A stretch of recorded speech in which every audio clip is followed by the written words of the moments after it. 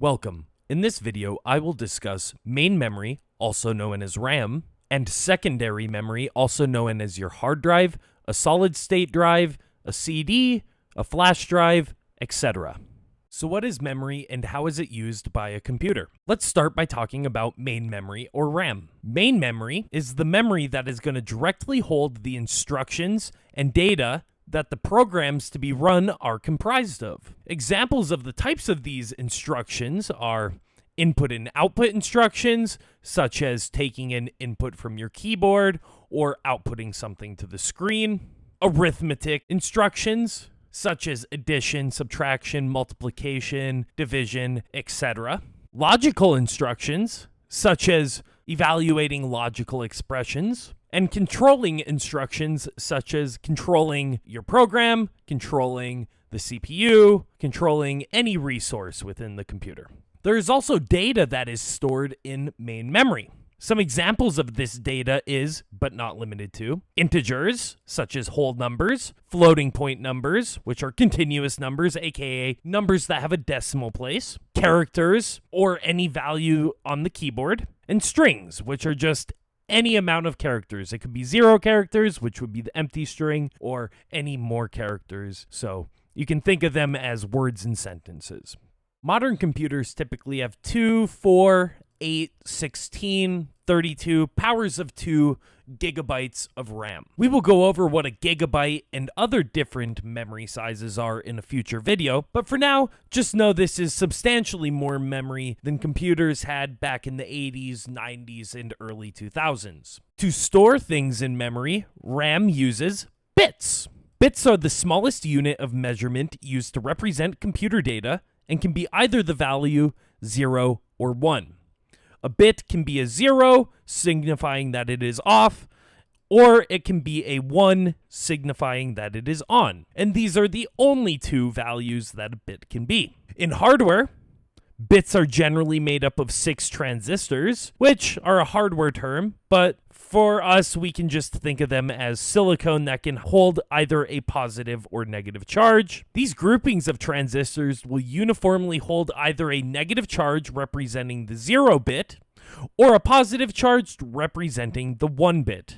More commonly, these groupings of transistors will be referred to as memory cells. The word memory cells is a very important keyword in computer science, so you should definitely make sure to know this. A memory cell is a single electronic circuit that holds 1 bit of information. A memory cell is a bit. It is a single bit of memory. And that cell, much like a house, has an address.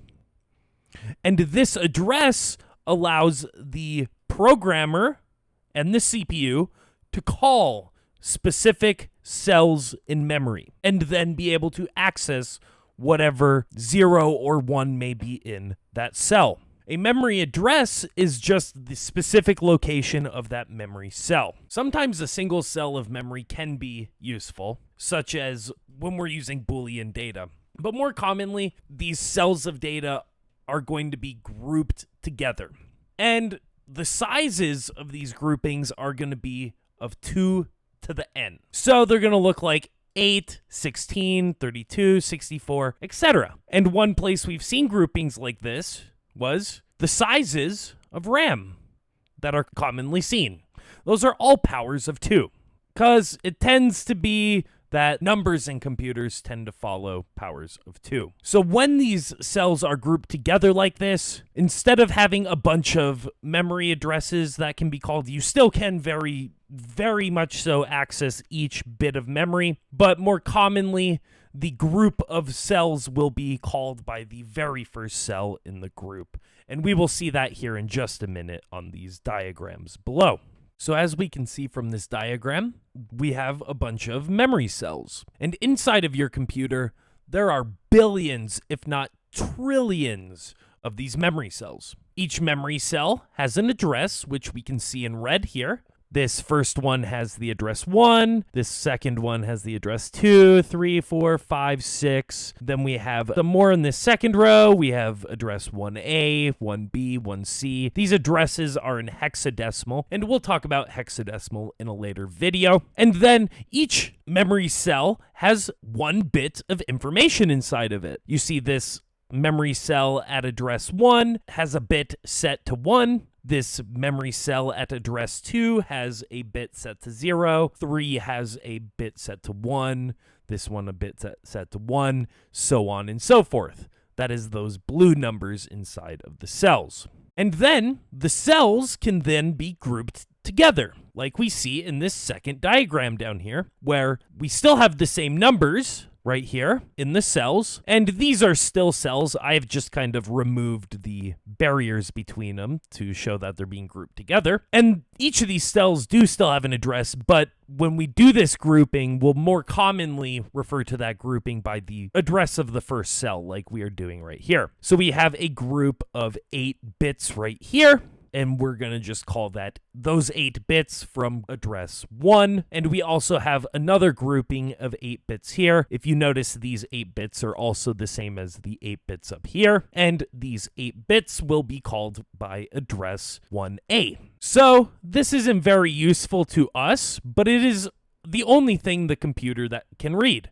A computer can only read 1s and 0s like this. But humans, it's very difficult for us to read this, especially when we get a lot of 1s and 0s going. So that is why we tend to convert from binary back to base 10, which base 10 is just normal counting numbers, where we have digits 0 through 9, which is the numbers that we have used in math thus far in life. So in these 8 bits, we could have, say, the number 10 stored in here, and it would store it by setting certain 1s in this group of memory cells, and then the computer would be able to transfer that 10 back and forth from, say, secondary storage to main memory to the registers inside of the CPU. But if we wanted to see that for ourselves, we would then convert that back to base 10 and look at that number as the number 10 instead of the binary number that we would have stored in memory. And one last thing to note on with main memory is that it is volatile memory. And volatile memory is just memory that is lost when the computer is shut off. If there's a power outage, if the power cable gets unplugged, if the computer is turned off by the user, then the memory is lost. This type of memory is very useful for the CPU because it is very quick, but it is not so useful if you need to store something for a very long time, because once the computer gets shut off, it will get lost. So we will use secondary memory for our long-term storage. Secondary memory is the memory that is going to hold instructions and data that need to be retained regardless of the power state. Secondary memory is non-volatile, and that means that it is memory that is retained when the computer is shut off. The problem with secondary memory, though, is that secondary memory is very slow. So when the CPU needs something, if it was pulling from secondary memory, it would take a very long time for it to pull that instruction or data from the secondary memory. So instead, things are pulled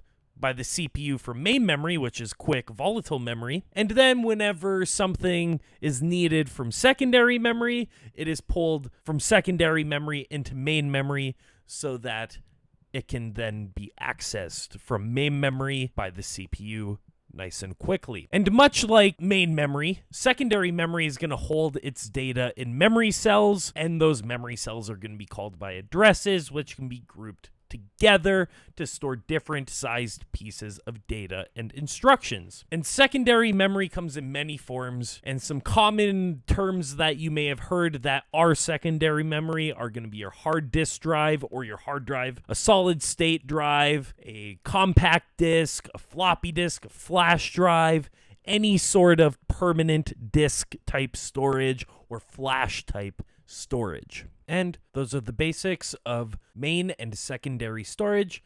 Thank you so much for watching my video, and I'll see you in the next one.